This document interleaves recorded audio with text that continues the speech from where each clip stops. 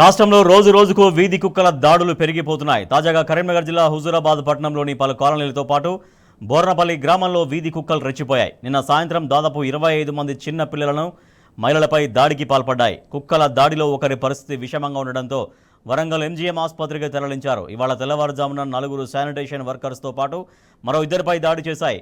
కుక్కల దాడిలో పిల్లలు, పెద్దలు, వృద్ధులతో పాటు 4 మున్సిపల్ సిబ్బందికి గాయాలయ్యాయి.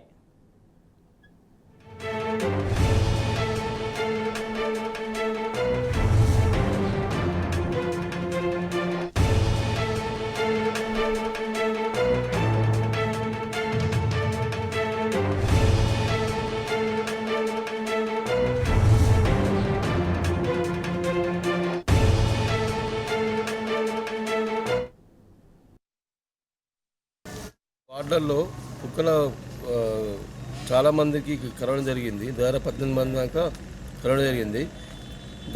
దానికి కొంతమంది ఎంజిఎం హాస్పిటల్ తీసుకుపోయినారు. ఇక్కడ లోకల్ హాస్పిటల్లో కొంతమంది ఉన్నారు.